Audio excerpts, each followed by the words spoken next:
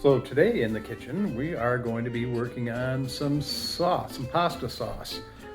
So what I do is I make up a batch of sauce and then I freeze it individually.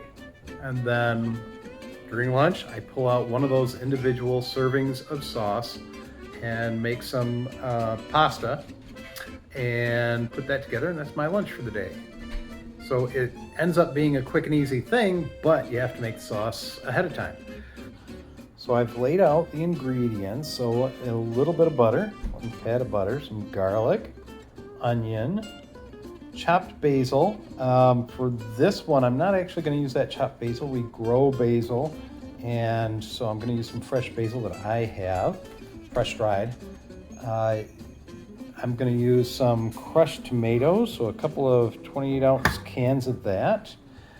I have cayenne here. I like to have a little bit of zing in my sauce, a little bit of zing in my sauce, and so I use cayenne to do that.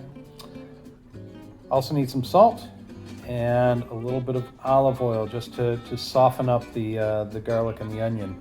Now, if I had fresh garlic, I'd be using fresh garlic, but I don't right now, so I'm just going to be using this. You could probably also use garlic salt. Now, just to make things handy, I am going to put in the recipe and all the ingredients in right next here.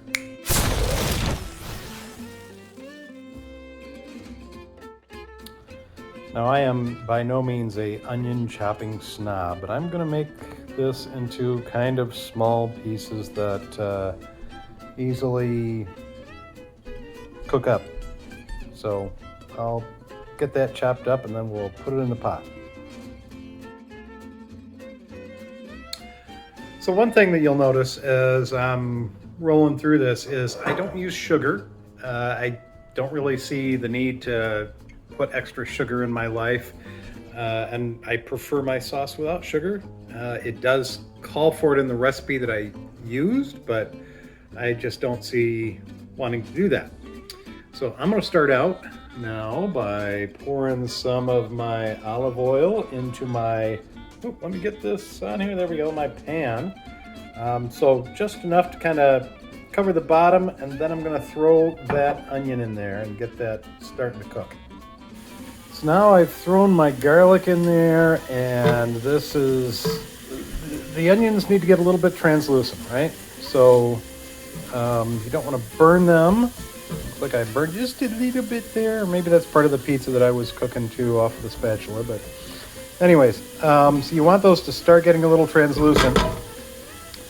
And then basically I just start adding all the other stuff, and then you let it cook for about an hour. So I'm going to start doing that. I have my basil. I only have one TSP of my home fried basil.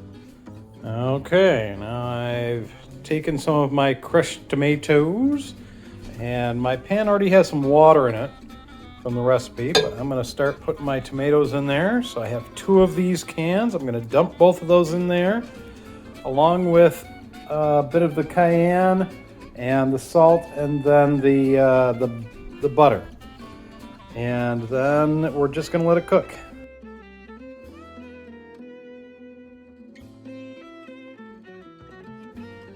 So now that I've got everything in there, I've moved it to the back burner to let it just simmer for a while.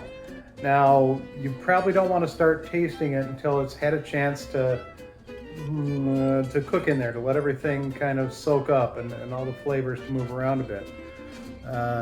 So wait a little while, I don't know, 45 minutes in or so, and then taste it.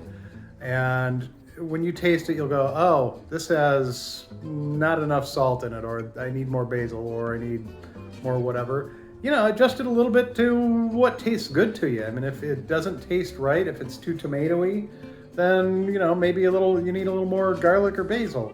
If it's too salty, well, then you're kind of out of luck. Don't add too much salt. Because it's, you know, it's of course hard to pull that out of there. But anyways, taste it and see what it's like for your taste. And then, so now you'll see I have all my little cups out. So not very big. So what I do is I take a ladle and I'll take one ladle full and I'll dump it in there. And this ladle is about one serving size. I mean, you know, how much do you need really for one person amount of pasta? So it covers it pretty well. You don't really need more. Sometimes I have too much sauce. So do that. Then I take those and I throw them in the freezer. And like I said, I pull them out for lunch one day at a time. And that's pretty much it.